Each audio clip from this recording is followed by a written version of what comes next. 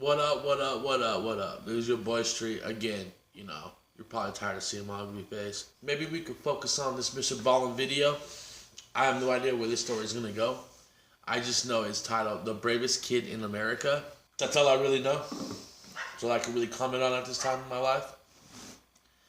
And yeah, so here we go. Like, comment, subscribe, share. Peace. As you listen to today's absolutely epic story, remember the main character was a child when all of this happened. A child. But before we get into today's story, if you're a fan of the strange, dark, and mysterious delivered in story format, then you've come to the right channel because that's all we do, and we upload 2 or 3 times every week. So if that's of interest to you, please continuously maneuver your vehicle right in front of the like button's car on the highway, and then turn on your blinker, but don't change lanes. Also, please subscribe to our channel and turn on all notifications so you don't miss any of our weekly uploads. All right, let's get into today's story. Mr. Ballin presents the most messed up ways to like a like button.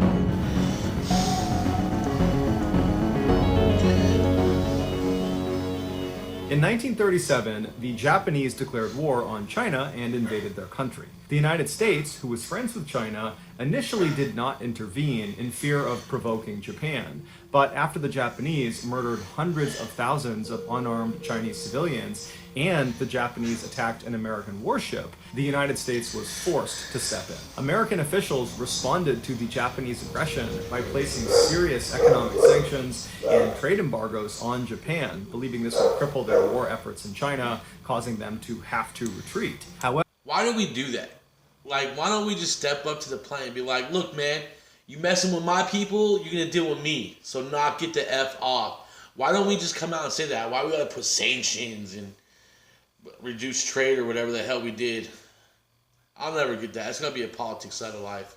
However, the sanctions and embargoes did not have this effect. Instead, they just angered Japan and made them even more determined to hold their ground in China. Over the next few years, the United States and Japan attempted to negotiate some sort of settlement, but neither side would make any concessions, and so neither side would budge. A few years later, on the morning of Sunday, December 7th, 1941, the Japanese launched a surprise aerial attack on the American military base in Pearl Harbor, Hawaii. After the 2-hour attack was done, over 2,400 Americans were killed, with another 1,000 wounded, and 300 airplanes and 20 ships were either destroyed or significantly crippled. The Japanese had hoped this attack would goad the United States into lifting the sanctions and embargoes they had placed on them from back in 1937.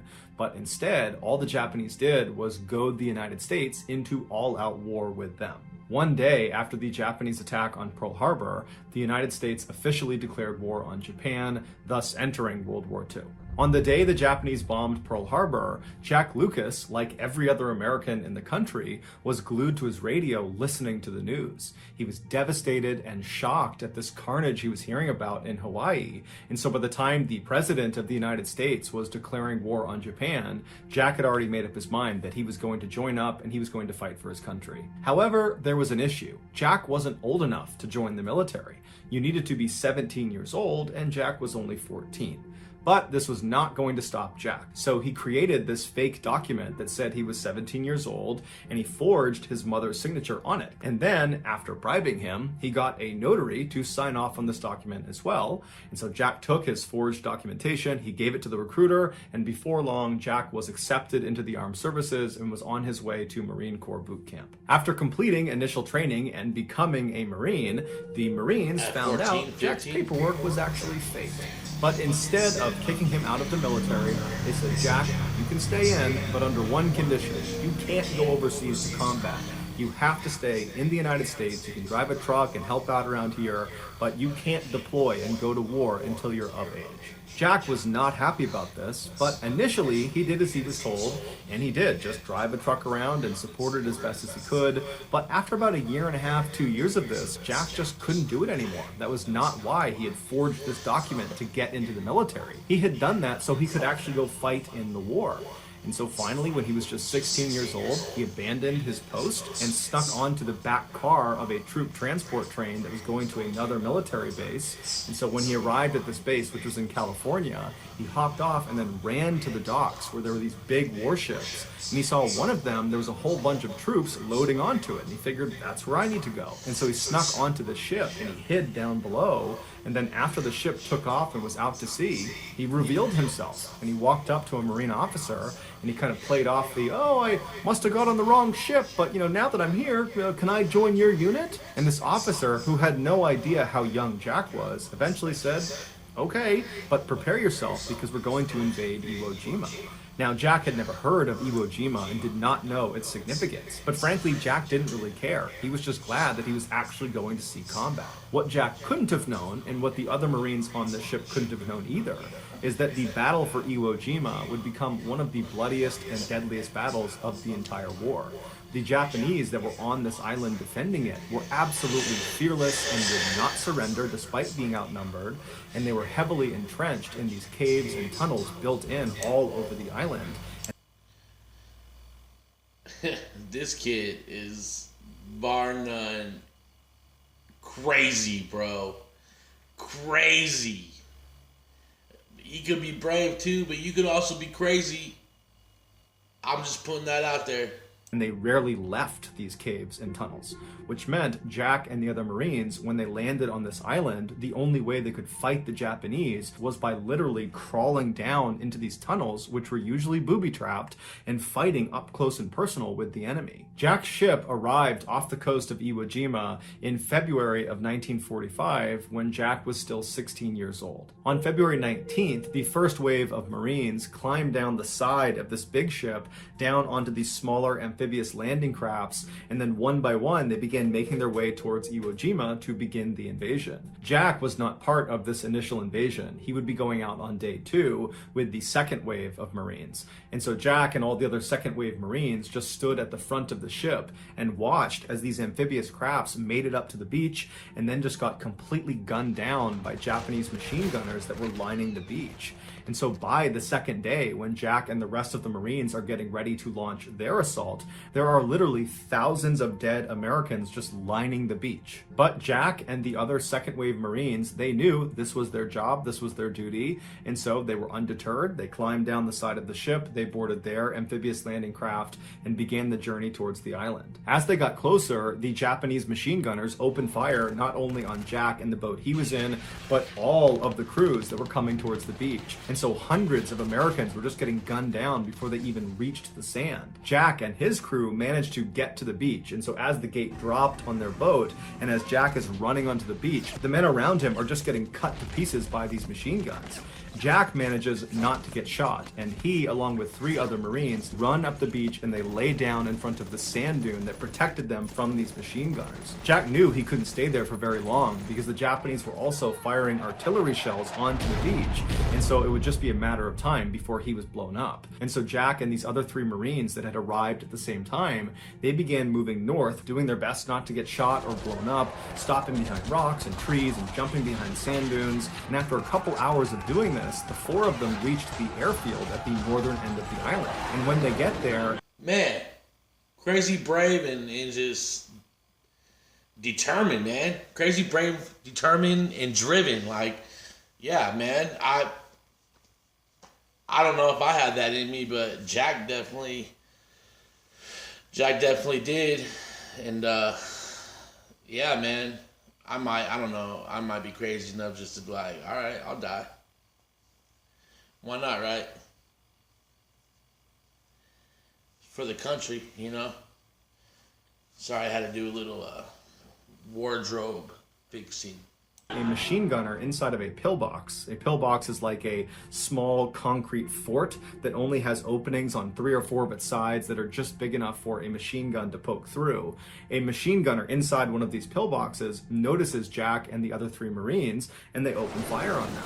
And somehow, Jack and these other 3 Marines manage to not get shot, and were able to maneuver and then fire through one of those openings and take out the machine gunner inside. And so now that this gunner is down, Jack and the others see the opportunity to run forward and take more ground of this airfield. And as they're running, other Japanese soldiers in the general vicinity, they see them, they start opening up on them from other pillboxes and other locations, and it forces Jack and these Marines to just jump into the nearest trench to avoid getting shot. And so they're jumping into a Japanese trench, which is a deep hole dug in the ground to protect yourself from getting shot. And as they jump in there, they're expecting to see Japanese soldiers coming towards them, but there weren't any soldiers. But they knew they couldn't stay there for very long because eventually Japanese soldiers would come through here and then they'd get killed. And so they quickly decided their best bet was to basically get out of this trench and run towards the pillbox where they knew they had taken out the machine gunner inside, so they could actually take that pillbox for themselves. And so their plan was they would run towards it and stop inside of each of the trenches along the way to protect themselves, because they know there are other Japanese that know where they are. And then once they get to the pillbox, they can regroup and call in reinforcements. And so one of the men Jack was with said, okay, I'll go first. And so he climbs out of his trench as the Japanese are shooting at him, and he sprints about 10 or 15 feet until he gets to the next trench on the way to this pillbox. And so Jack is watching as this guy jumps into this trench, and as soon as he disappears out of view, this Marine is immediately turning around and scrambling to get back out of the trench. He's trying to run back towards Jack and the other two Marines he was with. It would turn out this guy had jumped into another Japanese trench that was full of Japanese soldiers. He'd actually landed on top of an actual soldier. But these Japanese soldiers were so caught off guard by this, they didn't have time to react and shoot this Marine before the Marine was able to scramble out and get back to Jack and the others. And then for the next several minutes, Jack and these other three Marines opened fire on these Japanese soldiers in this trench like 10 or 15 feet away. And these Japanese soldiers, they too opened fire on Jack and the other three. Jack was able to take out two of the Japanese soldiers before his gun jammed. And so he ducked down into the trench to work on his gun. And as he's down there, he notices there are two grenades on the ground right next to him. And so without any hesitation, he yells, "Grenade!" to the other Marines, and then he jumps on top of them, smothering the grenades with his body. One of the grenades was a dud, and so it didn't explode. The other was not a dud, and it went off. The way a grenade works is there is a small piece of explosive that is inside of metal housing that's usually spherical, and this metal housing is the thing you actually hold on to and throw when you throw a grenade.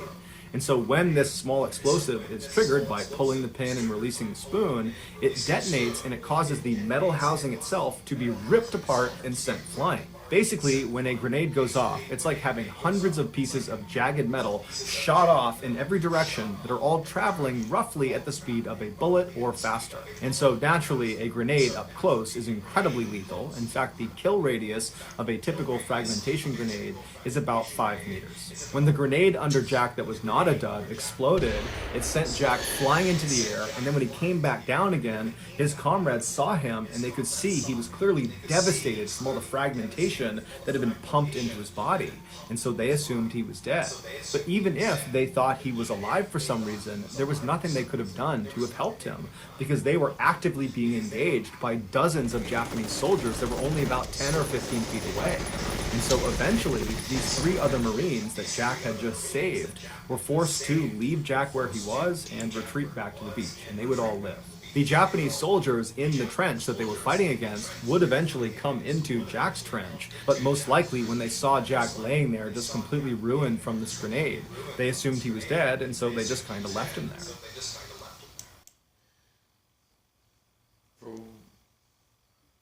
Okay, so the way he's talking, I don't think Jack dead. I don't think Jack dead. Not at all, bro. Nope. We'll see, though. We'll see. But Jack wasn't dead. He just couldn't speak, and he couldn't see anything, and he really couldn't move, although he could wiggle a few fingers on his left hand. And so for hours, as he lay there in agonizing pain, in and out of consciousness, he just wiggled the fingers on his left hand, hoping an American would see him and know he was still alive. And you gotta figure, this whole time, it is just constant chaos all around him. His chances of survival are incredibly slim. The idea that an American is gonna find him and be able to evacuate him is almost zero, and he must have known that. But by some miracle, eventually another American unit did find their way into Jack's trench, and they did notice him wiggling the fingers on his left hand. And so they were able to evacuate him from the trench down to the beach, and from there, under the cover of darkness, they were able to bring him out to a hospital boat offshore, and there he would begin the first of 26 major surgeries to remove the grenade shrapnel from his torso, his arm, and his face. Despite his grievous injuries, Jack would surprisingly make a full recovery. And 8 months after his injury, the President of the United States would award him the highest decoration for bravery, the Medal of Honor. He would be the youngest recipient of this award since the 1800s, and to this day, he is one of only a handful of miners to have won this award. Following his departure from the military, Jack would survive a near-death experience while skydiving when both of his parachutes, his main and his reserve, failed, and he just smashed into the ground, but somehow lived. He would also survive a very bad house fire, and he would survive an assassination attempt on his life by his ex-wife. And so naturally, he titled his memoir Indestructible. Jack would eventually die of natural causes on June 5th, 2008. He was 80 years old. So that's gonna do it, guys. Bro, man, that's a dope story. Like, for real. This man was like, man, they're not gonna take us out like that, and I'm not gonna do anything I can. And he literally did everything he could, and he joined the military. And then he was caught. And they're like, all right, man, you're stateside grounded. And he was like, fine. He got bored with his groundation. He's like, you know what? And he ran and stuck on the train. And when the train got to where it was going in Cali, he was like, I'm going to sneak on that boat right there. And so he snuck on that boat right there. And while they were out to sea, too far, I'm gonna assume too far out to turn around or have a plane or maybe just too important of a mission, which I believe it was because it's Iwo Jima. He was like, hey, what's up, Commander? Surprise, I got on the wrong boat, but since I'm here, let me do some fighting with you. And they're like, okay.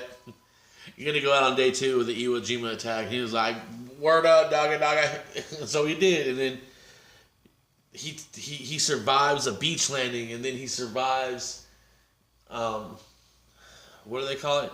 A pillbox machine gunner. And then he survived a grenade. And he survived trench warfare. And he survived. And then he survived a parachute jump, where they smash it to the ground, and then he survives a house fire, and then he survives an assassination attempt. Indestructible might be an understatement for that dude's memoir. Man, mass shout out to you, man. That flag right there waves proudly because of men like you, dude. Rest in peace. I'm glad you made a full recovery. I'm sure your family is one of the proudest families in American history because of what you did. They were probably like mad at you to begin with, but they were probably proud of you eventually. So mad props to you, man. And just because of this story, I might find some stolen valor videos to talk smack on, man. Because people like Jack Lucas are the graves you disrespect when you do stolen valor on troops now. And all the names who have died in the last 20 years in our war, and 30 years, 40 years, 50 years, 60 years, you know. All the names that have died wearing the uniform of our armed services. Yeah, I might get into a whole other rant. I might just go do that right now. Anyways, thanks for watching, man. Shout out to Jack Lucas and his family. Rest in paradise, young Marine.